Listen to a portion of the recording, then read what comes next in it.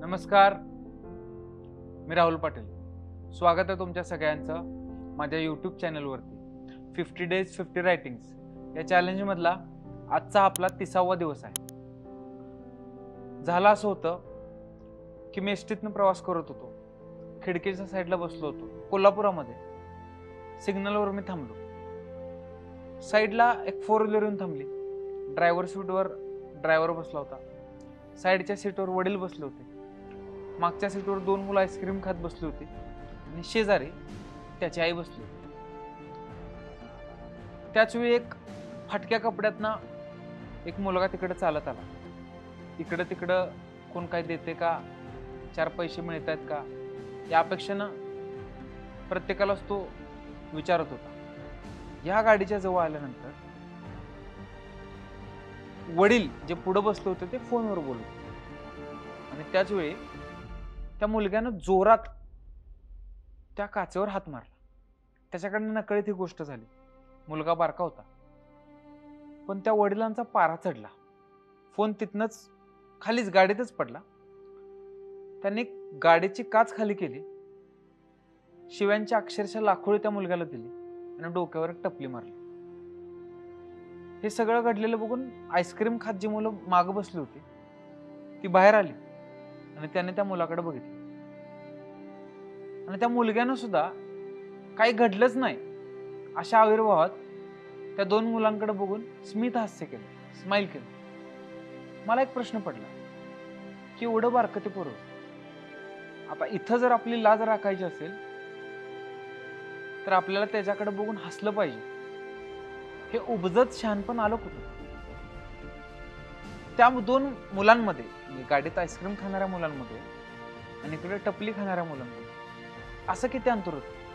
त्यांच्यामध्ये फक्त गाडीचं दार होतं, पण त्यांच्या सामाजिक स्तरामध्ये किती अंतर होतं? त्यांना मिळत असलेल्या संस्कारांमध्ये किती अंतर होतं? त्यांना मिळत असणाऱ्या वागणुकीमध्ये किती अंतर होतं? काही केल्या ती गोष्ट माझ्या मनातून जात नव्हती.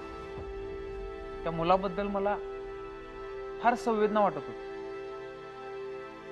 पण कालांतरानं त्याच आठवड्यात माझ्या वाचनात एक गोष्ट आली, ती म्हणजे ज्ञानेश्वरांचे वडील विठ्ठलपंत यांनी पत्नीला न विचारता संन्यास घेतला, म्हणून त्यांना त्यांचे गुरु परत आपल्या पत्नीकडे पाठवतात. आणि त्यावेळेस सगळे गावकरी, त्या काळचे विद्वान पंडित असं सांगतात की हा संन्यासी परत संसारात आलाय, त्यामुळे ह्याला आपण वाईट टाकलं पाहिजे. वाईट टाकत असताना विठ्ठलपंतांच्या मुलांना सुद्धा वाईट टाकण्यात आलं. त्यांच्या वाट्याला सुद्धा वनवास आला. मग या वनवासात घडलं काय? तर या वनवासामध्ये विठ्ठलपंतांचं जितकं काही आध्यात्मिक अभ्यास होता त्यांनी तो सगळा अभ्यास आपल्या मुलांना शिकवायला चालू. त्यातनंच ज्ञानेश्वरांना अध्यात्माचा पहिला पाठ मिळाला असावा आणि म्हणूनच ज्ञानेश्वरांनी 16व्या वर्षी ज्ञानेश्वरी लिहिली. म्हणजेच जगानं ज्या ज्या वेळेस जखमेवर मीठ चोळलं त्या त्यावेळेस त्या मिठाचं रूपांतर औषधात झालं. ज्ञानेश्वरांनी ज्ञानेश्वरी लिहिली, त्यातनं प्रबोधन पुढे येणाऱ्या अनेक पिढ्यांना झालं. पण हे सगळं घडत असताना मदत झाली ती त्या वनवासाची किंवा त्या वाईट टाकण्याची. आपण या सगळ्यामुळे माझं एक मत फायनल झालं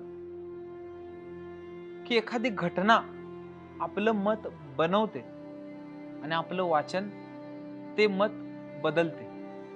ती पहिली घटना बघितल्यानंतर मला असं वाटलं की त्या मुलाचं काय होईल. त्याच्या वाट्याला आलेली ती गोष्ट, त्याच्या वाट्याला आला तो अपमान, हा कदाचित वाईट टाकण्यासारखाच होता. त्याच्या वाटण्याला आलेलं दुखणं कदाचित वाईट टाकल्यावर जे दुःख होत असेल तेच असेल.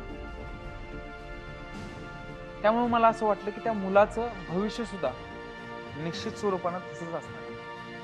पण ज्यावेळेस मी ज्ञानेश्वरांचं चरित्र वाचलं, ज्या वेळेस जसं जसं संधी मिळेल तसं तसं त्यांना त्रास देण्यात आला, त्यांचा अपमान करण्यात आला, पण म्हणून ज्ञानेश्वर घडायचे राहिले. या वाचनानंतर मी एक प्रार्थना केली की अशा चौकातनं परत एकदा ज्ञानेश्वर घडू दे. कारण ज्ञानेश्वरांची या समाजाला फार गरज आहे.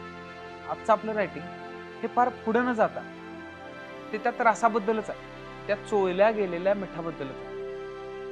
या सगळ्याबद्दलच मी एकदा असं लिहिलं होतं की काहींनी पैसा काळा करून आपल्या मौजा खऱ्या केल्या, काहींनी पैसा काळा करून आपल्या मौजा खऱ्या केल्या, तर काहींनी घाम गाळून गाळून फक्त आपल्या गरजा पुऱ्या केल्या. काहींनी पैसा काळा करून करून आपल्या मौजा खऱ्या केल्या, काहींनी घाम गाळून गाळून फक्त आपल्या गरजा पुऱ्या केल्या. सहन करण्याचं कौतुक कोणी कुणाला सांगावं? तुम्ही चोळलेल्या मिठानच आम्ही आमच्या जखमा बऱ्या केल्या.